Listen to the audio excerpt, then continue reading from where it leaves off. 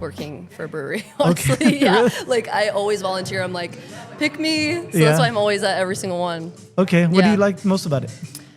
I feel like, people like stumble across breweries and they're like, oh, like, cool, we'll grab a beer for like one and then they'll leave or whatever, But if people are going to a beer fest, they want to be there. They're paying like a certain amount of money for tickets. Like, they're there to drink beer. Yeah. So they're very interested in like what you're pouring. And it's just like a completely different clientele. Like, everyone is passionate about it and like asking questions, and like it's kind of cool because you usually like showcase your best beers or your seasonal ones or whatever, so it's just like a different it's just different. It's fun, quick 5-ounce pours, and you're just going, there's a line, and it's just like good energy. I don't know, I just love it. Can you feel the energy getting more drunk as the Yeah. Yes, absolutely. Yeah. And that's always fun, Yeah. We when I worked at Geenwood, we sold like crop tops, and like these, it would always happen like towards the end that like guys would be coming in and buying out all the crop tops to like just showing their like beer belly, and like it was just stuff like that. It's so fun, so funny. Yeah. Yeah. Are you from here? Are you from the Phoenix Valley? Yeah, born and raised. Born and raised, Yeah. huh? Where, like, what part? All over? Yeah, so I was born in Paradise Valley, grew up in just like North Phoenix. Now my parents are in Deer Valley. Now I live in downtown Phoenix. So I've kind of been like all over the greater like metro area, but you like living downtown? I love living downtown. Yeah. Yeah. Yeah, this place, I mean, of all the places, it's got everything, right? It's got all the different restaurants and bars and entertainment and what have you, whatever you like. Yeah, no, it's perfect too, because like I live right next to the light rail.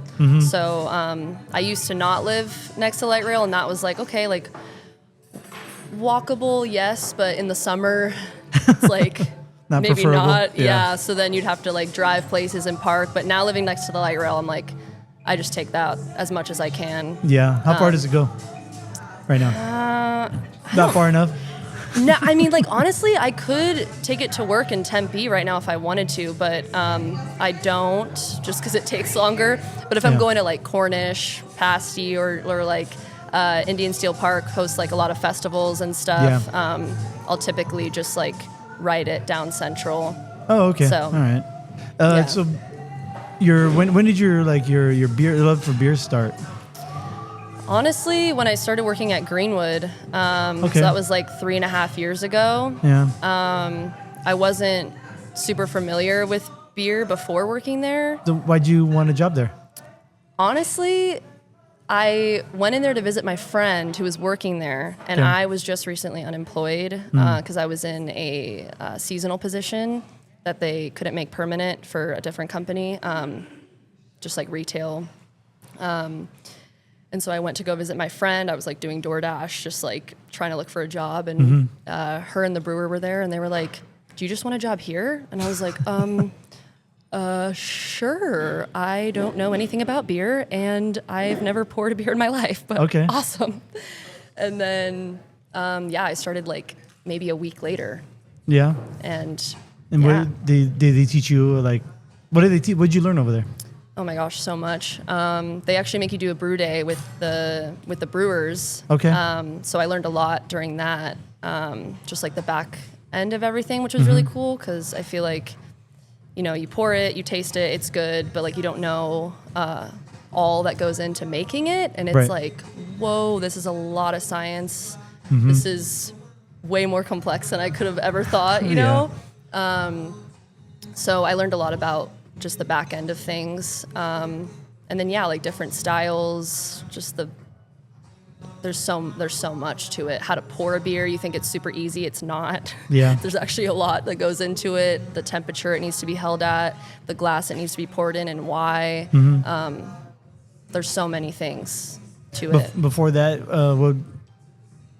what did you like? What did you like to drink before you worked at Geenwood? Tequila. Tequila, all right. Nothing wrong with that. I love tequila. I still love tequila, honestly. What kind of tequila do you like?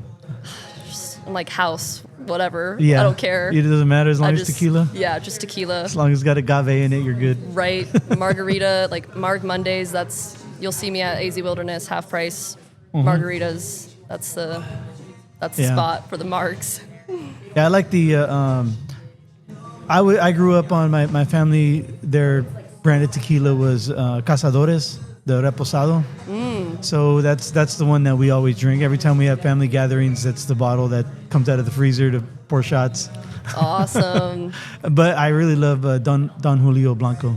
That's my favorite. Chilled, everything. Yeah. Okay, yeah. There's a lot about tequila too, like that you would not know, and I mean just like liquor in general. Yeah. It's like, and the more high end you go, the easier it is to drink on the rocks alone. You don't have to like mix it. I'm like, I haven't gotten there yet, but I definitely like my lime juice and agave mixed in there. There was this tequila when I used to live in the Bay Area. There was a tequila bar in Santa Clara. And they would serve you like little flights, little baby shots like in a row, but with no mixers or anything. And I'm like, okay. But you sip, like you said, like they're high end and you sip, or you can actually sip a tequila. I'm like, oh, I didn't know that was possible. I thought it was just a shot before you down a beer. Right? Yeah. It's like, no, there's like something to appreciate about it, but like, that can be a little bit more tough than beer. So it's a little daunting. Yeah, for sure. Yeah. Yeah. It does have a very strong, earth taste to it. Earthy taste to it. Yeah, for sure. But just like anything, it takes a while to get used to. What was your favorite beer when you were over at Greenwood? Oh, blueberry wheat. Yeah. Hands down. Yeah. What was it about that one? I don't know. It's just I've had other blueberry wheats. Yeah. And like the Big Blue Van. That's the big one, right? Yeah. Like ubiquitous. Yeah, that Huss I think made one. Yeah. Just like Papa Go blueberry wheat or whatever, and I do like those a lot. But what I loved about working with Greenwood is they do a lot of they only have like natural flavors that they don't add any like artificial flavoring. No extracts, yeah. Yeah, it's all like the rosemary IPA. We dry hop it with like actual rosemary, and the blueberry wheat we use pure blueberry puree. Mm-hmm. So like it's almost like kind of tart, and it's you taste like real blueberry. It's not any artificial like lollipop kind of aftertaste that you're getting that I get from a lot of fruited beers. But yeah, they unfortunately don't have it on tap right now. I just was there before this, but anytime they do, I'm in there for that still, and I always will be. Well, that's a cool thing about brews like that is they'll take it away for a little bit, make you want it, and then bring it back. Yes. Like the McRib style.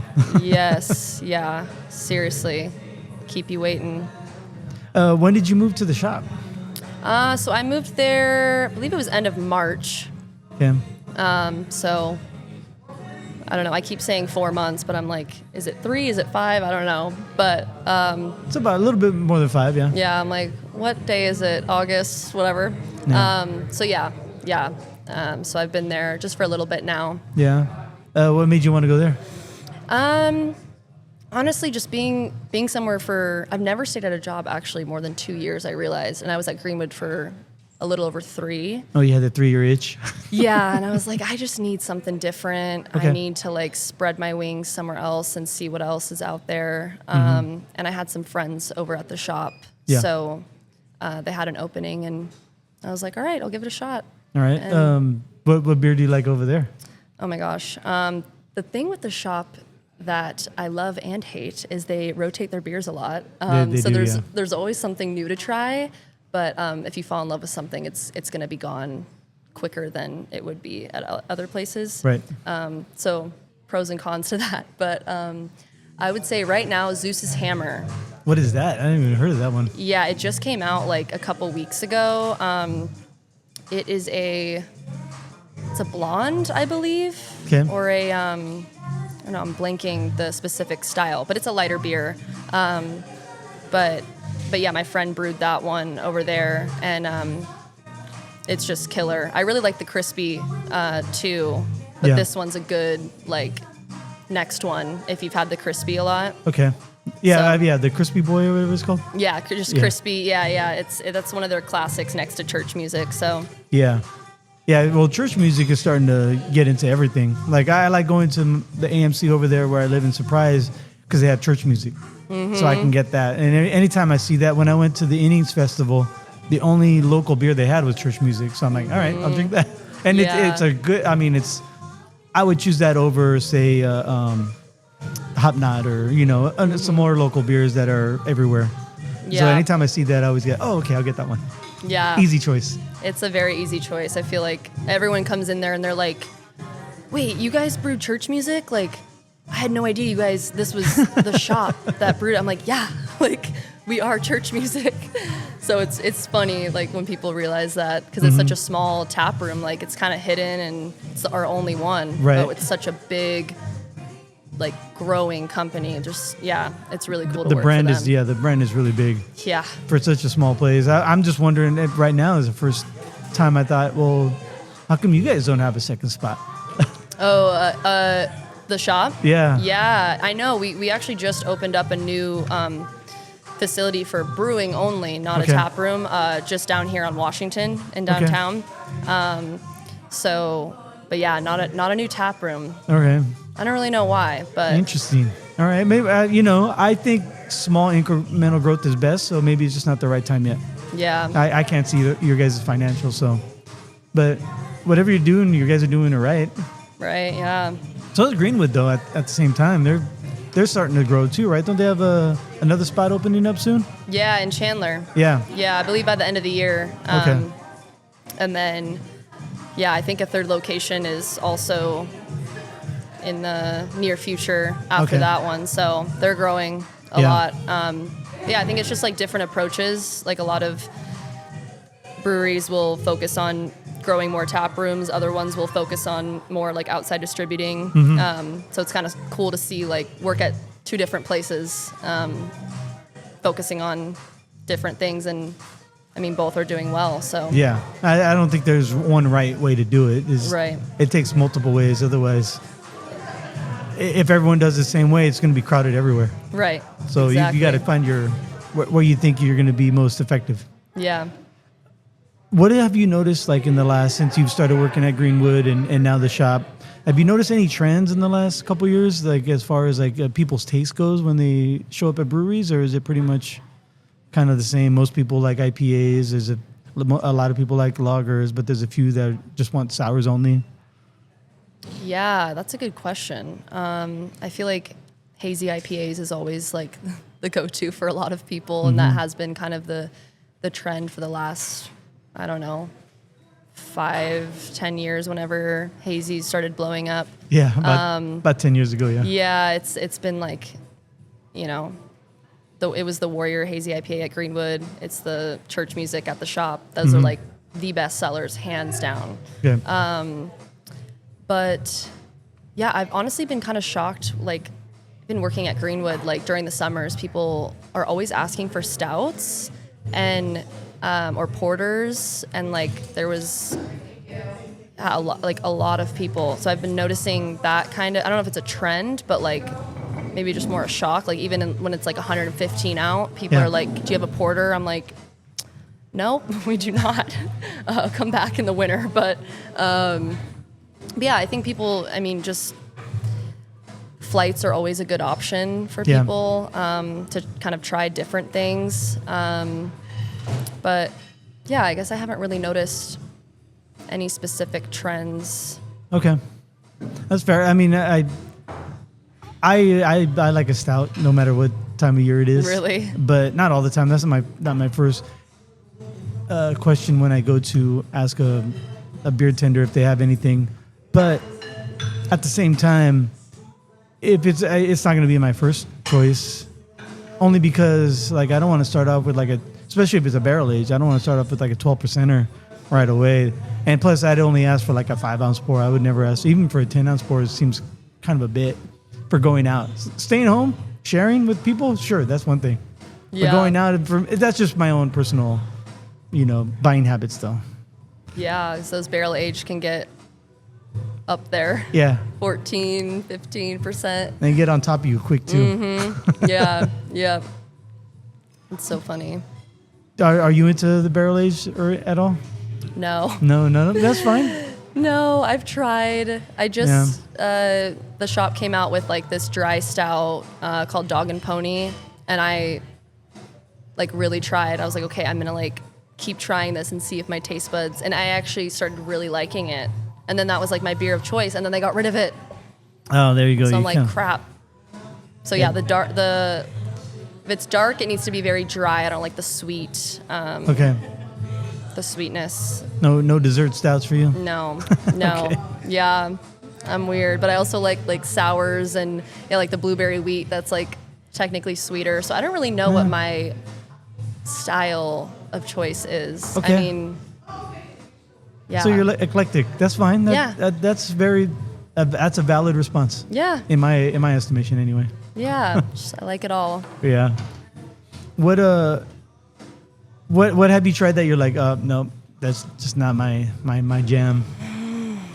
I mean, honestly, might get canceled for this, but IPAs as a whole. Okay, all right. I don't like IPAs, Yeah. and I don't know what it is. I think it's just I like a smooth, like not too overly hoppy, not haze. Like I don't know. There's just something about IPAs that I'm not a fan of. You're not the only one. So Yeah. in our community, I know other people that I'm not going to out them right here. But Yeah, I mean it's definitely not a popular opinion, but yeah. yeah, I don't know. I just like a light, like 4 to 5%er, easy drinker. Yeah. That's kind of my taste buds. All right. That's very fair. Yeah. What have you noticed anything like in tap rooms about like people preferring like colder glasses or anything like that, or do they ask for like a frozen glass? Yes, all the time. Okay. And what do you have to tell them? I have to tell them that that's not the way it's supposed to be served. Okay. All right. So, like, I feel like if you go to like restaurants where they're not, their primary focus is food, it's not beer, but they have beer on tap, they're going to serve it in a chilled glass because that is what people want. Yeah. Especially here when it's 115 out. I totally get it, and I'm honestly with them. But I really don't know the particular reason why it's, I don't know, like the sciences behind it or whatever, but it just affects the flavoring of the beer. And so craft breweries will typically never, I mean, I don't know of a craft brewery that serves beer in chilled glasses for that reason. Yeah. And also one of the reasons because it might hold some of the detergent on the sides of the glass, so you want to rinse that out. That's one reason that I've heard. I've also heard that, yeah, you're right. It keeps it colder, so it hides flavors. And with American macro lagers, you really want to hide some flavors. So I don't know if you ever had a room temperature macro lager, but they're ass. Really? Yeah. Yeah. I mean, that makes sense. But I like a guess. stout, you want like almost room temperature, not quite, but yeah, up there. So you want it a little bit warmer, but because of food laws, you have to keep it at 40, right? Yeah. Yeah. So you just have to let it open up. Right.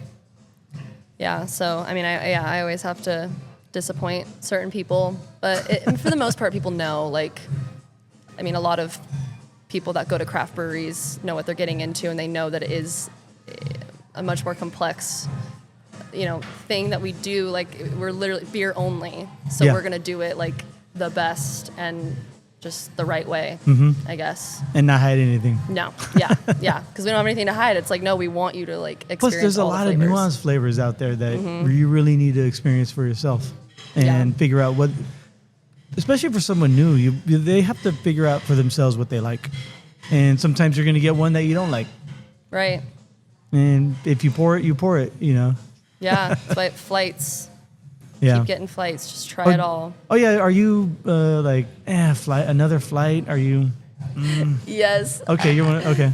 Definitely, but also like I get it. I totally get it.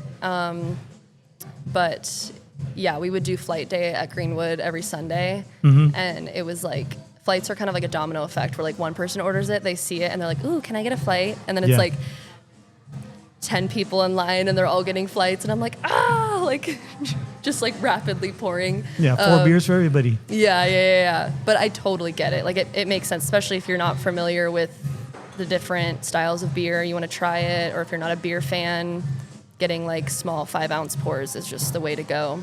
Or if you're like visiting from out of town and you want to try all someone's beers. Right. Yeah. That is the best way to do it for sure. So I don't blame anyone for doing it.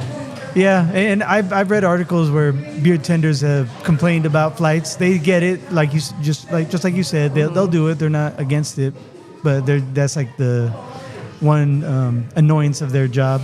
Yeah. And so that's one reason. Another reason I stopped ordering flights is because I want to really get into a beer. And I don't know if you ever met Greg Visits Breweries. Mm-hmm. He and I are pretty much the same mindset. Is we really get into a beer, give it a good, judgment. You have to drink a nice full pour to really get, from top to bottom, what if you like the beer or not. Because otherwise, it's kind of like the Pepsi taste test challenge, where you just drink a little bit of it and you're like, oh, this beer is great. You go and get a full pour and you're like, I don't like the way the bottom of this feels. Right. Yeah, or if it gets like warmer, like, I don't know, like a sour is a good example. Like you try it and you're like, oh, okay, I could do this whole thing. And then you're like at the bottom and you're like, this is a lot and my stomach hurts. You're right. So yeah, you're totally right. Maybe the initial sweetness is good for somebody, and then they drink all of it. By the end, they're like, oh, this is like drinking Jolly Ranchers in my mouth. This is too much. Right. Yeah. Can change up real quick. Yeah. So I stopped getting flights. The only place I will get a flight at is Able Baker in Nevada.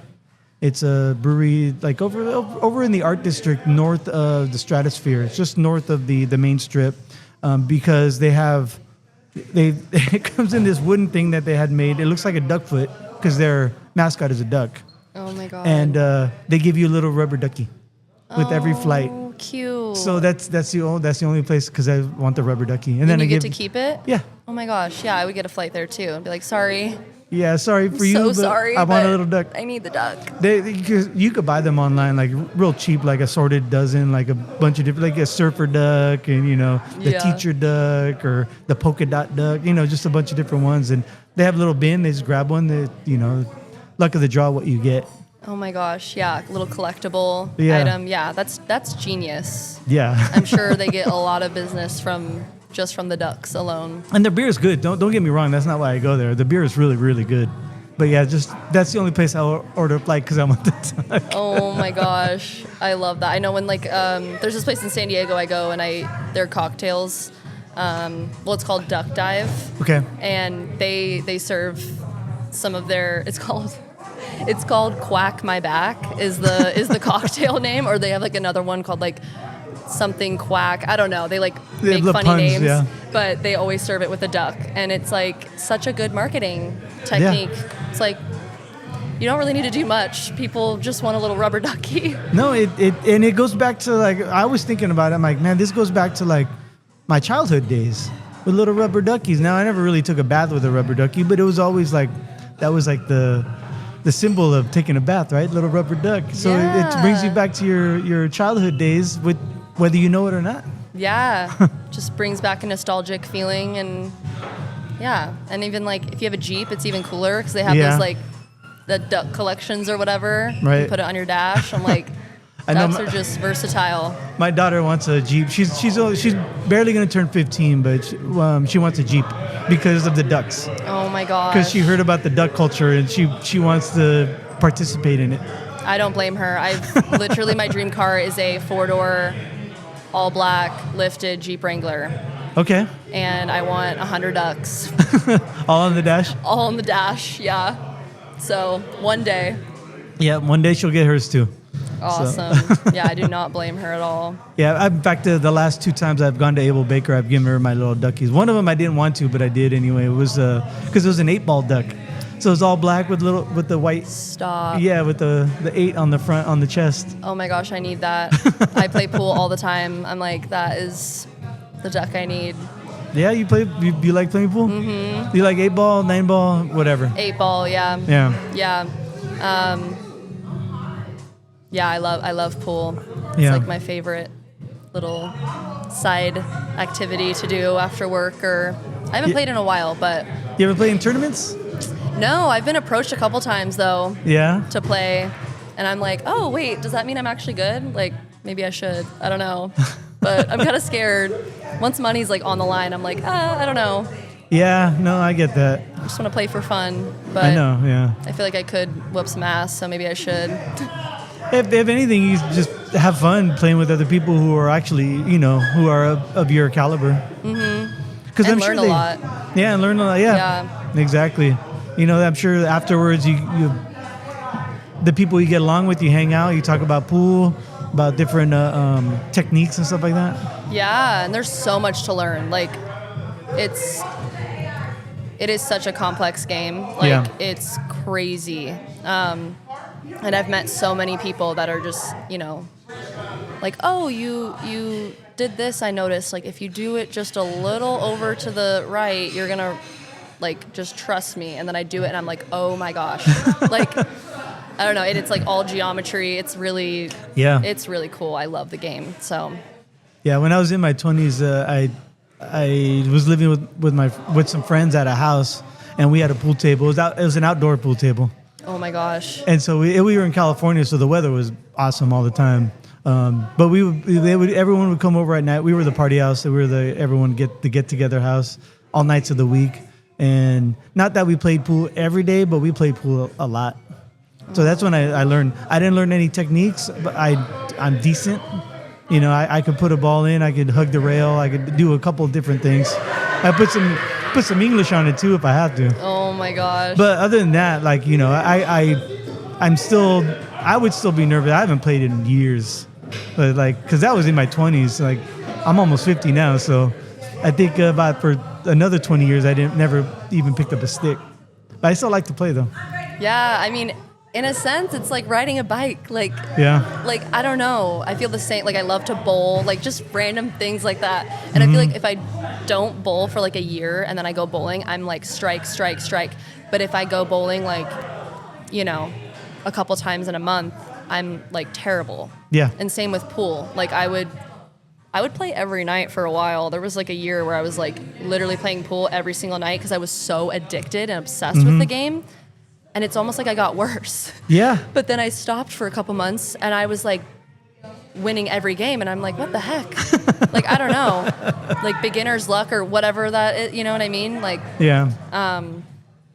So yeah, I'll have to get back into it, but it's so fun. Yeah. No, I agree with you about you keep doing it because I think you get in your own head and you start thinking, let me tweak it this way and you start getting worse. Yep. It was like that for me with when I used to play golf a lot. Every once in a while I play now, and when I go out now, I'm like, oh my god, I'm hitting it straight. But when I was playing all the time, I start shanking it, start slicing it, just terrible shots. I'm like, what am I doing wrong? I've been playing along. They said the more you play, the better you get, and I'm getting worse. And now I play like once or twice a year, and I'm fine with the way I play. I'm not gonna win any tournaments, but I don't do any of those mistakes I used to do. Yeah. Well, I feel like you get in your own head too, because you're like, okay, I've been playing so consistently, I should be making this shot. Right. And then if you're not playing, it's like, well, if I don't make it, it's not a big deal. I have an excuse. I haven't played in a while. And then you always end up doing better because you're just like more loose with it. So yeah, I feel like that goes with like everything, all sports, honestly. Yeah. And then also pool is one thing, but bowling too. When I take my daughter, every once in a while she gets an itch. She wants to go bowling, so I take her bowling. We have fun. We have a good time. She gets upset at herself when she's not doing well. But my whole point was the next day, like I'm sore. I'm like like my forearms, my bicep and my forearms usually is what gets sore. I'm like, man, I'm really out of shape. Yeah, because you're just using that one arm to like just go all the way back, and if you just do one thing wrong, you're just throwing something out. But it's not just that; it's just using that muscle over and over again. Yeah. Because she always wants to play like at least 3-4 games. So there's like about 120 throws right there. Yeah.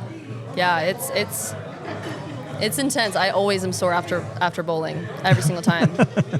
I still like it though. And I'll still go. Love it. I love it. My friend and I had like a streak where we were just like, let's join a bowling league. And I'm like, how old are we? We're like in our early 20s. Like we're acting like we're like 80 years old.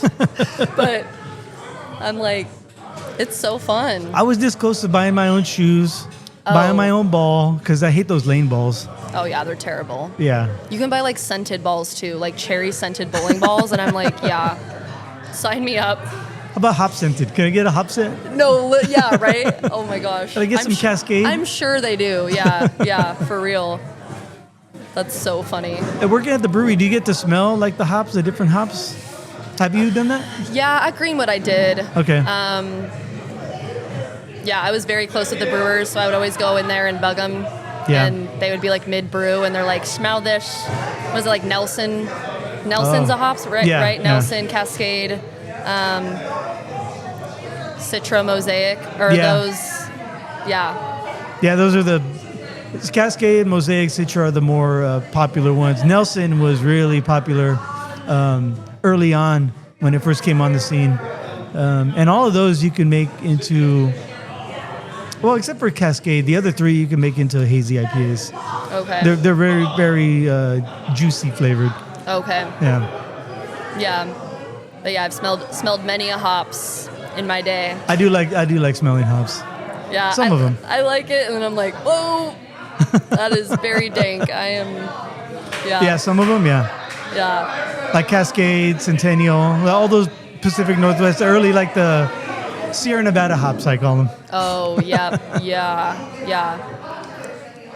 But yeah, it's always just cool seeing what they're doing and what goes into it. And it's like, man, that's so crazy that like turns into beer. Yeah. Into a liquid form. It's like, what? Yeah. So fascinating. Well, Bailey, thank you so much for meeting me today, hanging out, and I'm really glad to be able to talk to you, especially after our limited interactions that we've had a couple times.